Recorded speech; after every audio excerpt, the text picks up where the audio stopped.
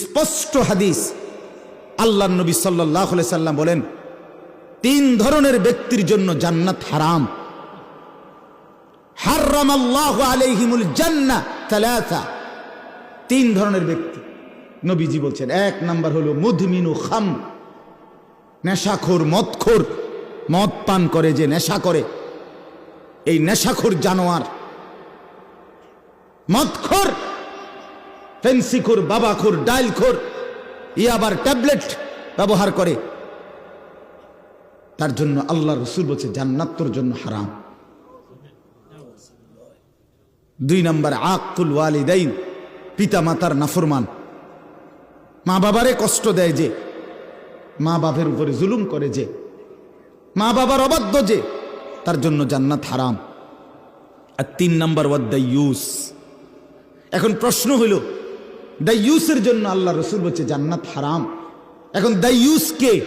খোদার কসম আমার ব্যাখ্যার দরকার নাই, আমার কথা না, রাগ হওয়ার কোনো সুযোগ নাই। আল্লাহ রাসূল বলছেন সাল্লাল্লাহু আলাইহি ওয়াসাল্লাম, আল্লাযী ওয়াদাইয়ুস আল্লাযী ইউকিররু আহলাহু আল খুবুস। এটাই হাদিসের ইবারত। রাসূলুল্লাহ সাল্লাল্লাহু আলাইহি সাল্লাম বলেন, এবং দাইয়ুসের জন্য জান্নাত হারাম। আর দাইয়ুস বলে যে তার পরিবারের স্ত্রী সন্তানের জন্য গুনাহ, নাফরমানি, খাবাসাত, জঘন্যতা, অশ্লীলতা, বেহায়াপনা, অসভ্যতাকে স্বীকৃতি দেয়, মেনে নেয়, তারে বলে দাইয়ুস, তার জন্য জান্নাত হারাম। হ আকার হা, অন্ত্যেষ্টিয় আকার ম, হারাম। বানান করে কইছে, আবার যদি কেউ বানান না পারে, আল্লাহ বানান করে কইছে।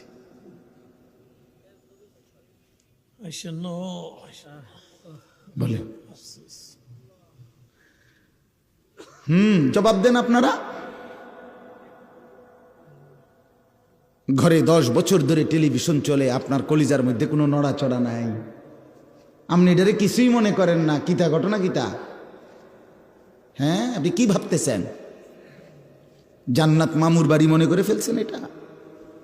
হাসরের মাঠ এটা নানার বাড়ি, শ্বশুর বাড়ি? না বাপ। রব্বি লা তুখজিনি ইয়াওমা ইউবআসুন ইয়াওমা লা ইয়ানফাউ মালুন ওয়ালা বানুন। ইব্রাহিম আলাইহিস সালামের মতো নবী, আল্লাহর বন্ধু নবী, আল্লাহর খলিল নবী, খোদার কসম বাপ, কোরআনুল কারীমের আয়াত। ইব্রাহিম আলাইহিস সালামের মতো নবী দুনিয়ায় থাকতে আল্লাহর কাছে দোয়া করেছিলেন, রব্বুল আলামিন লা তুখজিনি ইয়াওমা ইউবআসুন। আল্লাহ, আমি জানি আপনার খলিল, আমি জানি আমি আপনার বন্ধু, তবু আমার হাসরের ময়দানকে ভয় হয়। আল্লাহ, আমি ইব্রাহিমকে হাসরের মাঠে বেইজ্জতি করিয়েন না। ইয়াওমা লা ইয়ানফাউ মালুন ওয়ালা বানুন। আল্লাহ, যেদিন স্ত্রী, সন্তান, মাল, সম্পদ কোনো কিছুই কাজে আসবে না, সেদিন আমি ইব্রাহিমকে বেইজ্জতি করবেন না। আমার বাপ ইব্রাহিমের মতো নবী বলতেছে, আল্লাহ, হাসরের ময়দানকে আমার ভয় হয়। আপনি কে? আমি কে? কথা বলেন না। আপনি আমার কোনো পাত্তা আসেনি? হ্যাঁ, রাসূলুল্লাহ সাল্লাল্লাহু আলাইহি সাল্লাম পরিষ্কার বলছে, ইব্রাহিম আলাইহিস সালাম ওনার ছেলে ইসমাঈলকে দেখবে হাসরের ময়দানে, ওই যে দেখা যায়। আল্লাহর নবী বলেন, কসম উম্মত, ইব্রাহিমের মতো নবী একবারও ইসমাঈলকে হাসরের ময়দানে ডাকবে না, বরং বলবে, ইয়া রব্বি নফসি নফসি, আল্লাহ আমাকে বাঁচান, আমাকে। ইসমাঈল তারটা সে বুঝুক। ইয়াকুব নবী, রাসূলুল্লাহ সাল্লাল্লাহু আলাইহি সাল্লাম বলেন, ইয়াকুব নবী ইউসুফকে দেখবে হাসরের ময়দানে। এই যে দেখা যায় ইউসুফ, এটা সেই ছেলে ইউসুফ। কোরআনুল কারীমের মধ্যে আছে 40 বছর টানা, এক টানা 40 বছর যেই সন্তানের বিরহে কাঁদতে কাঁদতে ইয়াকুব নবী ওয়াবিয়াদ্দাত আইনাহু মিনাল হুজনি ফাহুয়া কাযীম। ইয়াকুব আলাইহিস সালাম ইউসুফের বিরহে 40টা বছর কানতে কানতে 2 চোখ অন্ধ হয়ে সাদা হয়ে গেছে। ওয়াবিয়াদ্দাত সাদা হয়ে গেছে, একদম দুইটা চোখ সাদা হয়ে গেছে।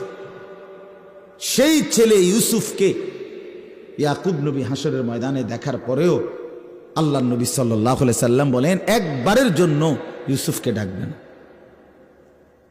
বরং সেই ইয়াকুব নবীও বলবে, ইয়া রব্বি নফসি নফসি, মাওলা আজ হাসরের ময়দানে শুধু আমাকে বাঁচাইতে চায়। ইয়া আইয়ুহান নাস ইত্তাকু রাব্বাকুম ইন্না জালজালাতাস সাআতি শাইউন আযীম। রব্বুল আলামিন বলেন, হে মানুষ, তোমরা সকলেই তোমাদের রব আল্লাহকেই ভয় করো। ইন্না জালজালাতাস সাআতি শাইউন আযীম। আল্লাহ বলে, আমার বান্দারা মনে রেখো, কিয়ামতের ভূমিকম্প বড়ই ভয়ানক হবে বান্দা। ইসরাফিল ফু দিবে আর জমিনে ভূমিকম্প শুরু হবে। সেই ভূমিকম্প একদিক শুধু নড়বে না, এক পাশ শুধু নড়বে না, আমার সৃষ্টির পুরা জমিন একসাথে নড়বে, একসাথে ভূমিকম্প শুরু হবে। ইয়াউমা তারাউনাহা তাদহালু কুল্লু মুরদিআতিন আম্মা আরদাত। রব্বুল আলামিন বলেন, জমিনে ইসরাফিলের ফু দিলে, কিয়ামতের ভূমিকম্প যখন শুরু হবে, সেই অবস্থায় যে মা তার বাচ্চাকে দুধ পান করাইতেছিল, কলিজার টুকরা কোলের সন্তান, মা বড় যত্ন করে বুকের দুধ খাওয়াচ্ছিল।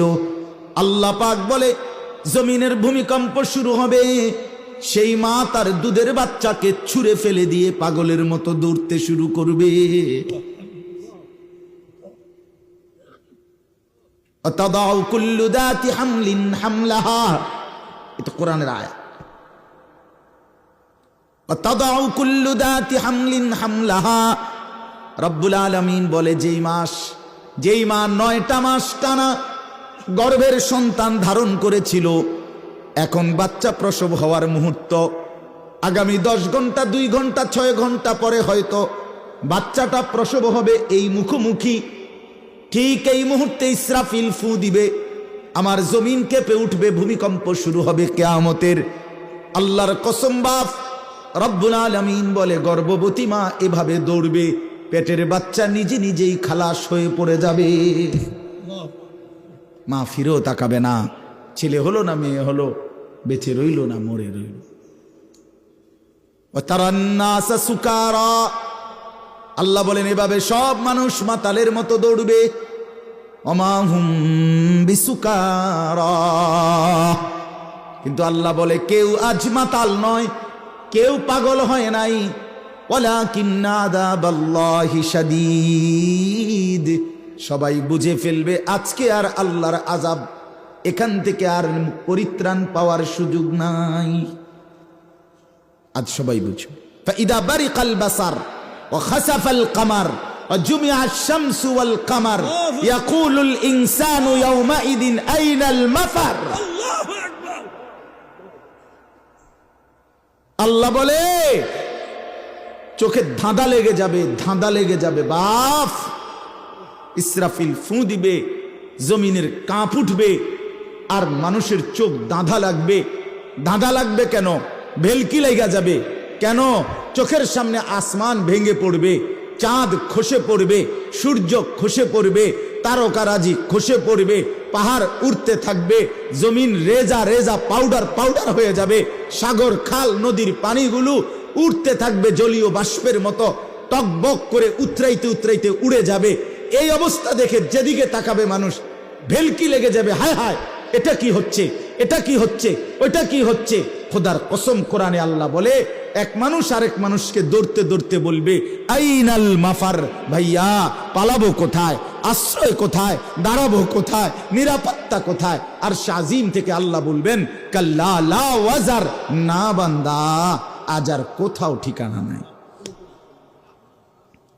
কাল্লা লা ওয়াজার, আজ আর কোথাও আশ্রয় নেই।